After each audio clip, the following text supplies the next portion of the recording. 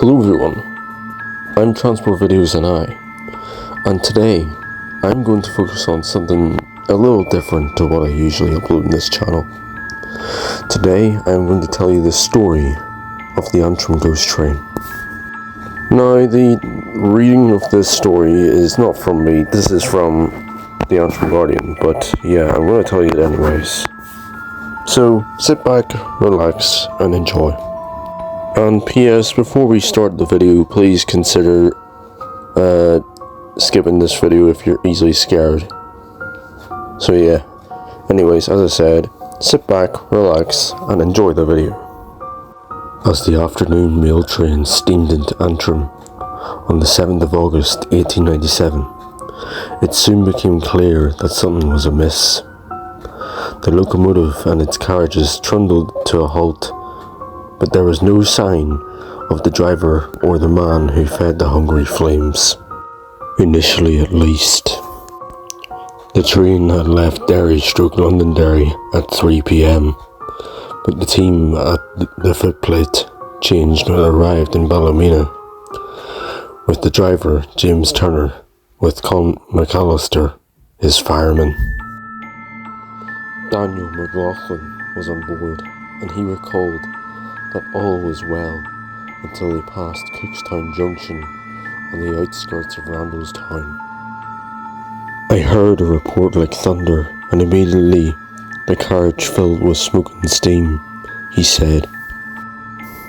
I knew something was wrong when the train ran pretty fast past the station. I jumped off the train and ran to the engine. At first it appeared it was unmanned, until he noticed the shape crumpled on the floor, quite still but black with soot. It was the driver, and he was clearly dead. The fireman was nowhere to be seen. He was present when McAllister was found some 400 yards back up the tracks.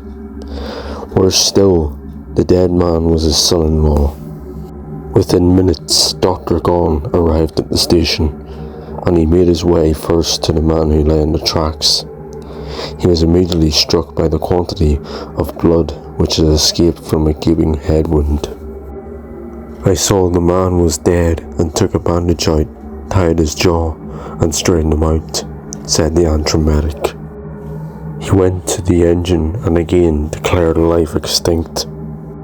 The following day he carried out a more detailed examination, and clues began to emerge about the cause of the incident. He noticed that McAllister's clothes were saturated with water, particularly on the right side. When they were moved, it was clear that he had been scalded. The cause of death, however, was a fractured skull. Mr. Turner's clothes were wetter still and covered in cinders. His body was riddled with holes of various sizes. His right leg below the knee was charred and burnt to the muscle. He believed that both men had died instantly. Thousands turned out for the funerals, including 600 employees. The driver had only recently been married. His colleague left a widow and 2 young children. But what had caused the double tragedy? It was a catastrophic defect, and one that the inspectors had never seen before, and it was compounded by the fact that McAllister had been feeding the fire at the time.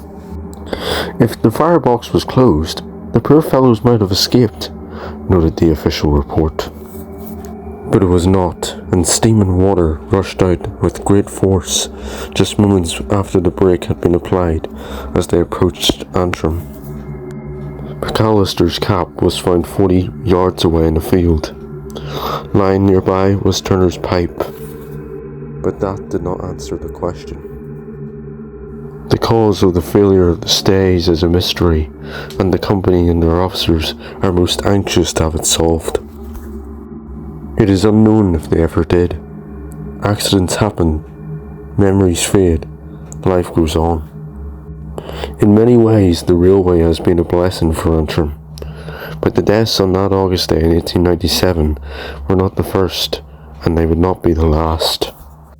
On New Year's Eve 1891, Samuel Neeson, a well-to-do farmer living on the outskirts of Randallstown, caught the train at Cookstown Junction to make a short trip to Antrim.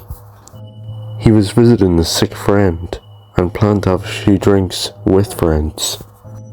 He met old friend George McAnally at Antrim station at 7:30 that evening, and they travelled back to the junction. Samuel had been drinking and seemed to be in high spirits, but was reluctant to go home. When his pal asked him if he was coming on, Mr. Neeson raised his hand and said, "It's all right." Shrugging his shoulders, George walked on alone. He was the last person to see Samuel alive. A few hours later, Henry Cregan, engine cleaner at York Street terminus of the Belfast and Northern Counties Railway, was getting ready to work on engine number 32, which had recently completed a run from Antrim to Belfast. It was then he noticed blood on the brake block. He spoke to the driver, who surmised that they must have hit a dog. Certainly Hugh Regan neither saw or felt anything unusual. The grim discovery was passed upstairs to management. Yes, it was probably an animal, but it would be better to check. Employee Robert McCurlin had an early start that New Year's morning, charged with the task of walking the line between Antrim and Cookstown Junction, and shortly before 6:30 a.m. he saw a shape on the tracks. It was a body, and it was horribly mutilated and mangled.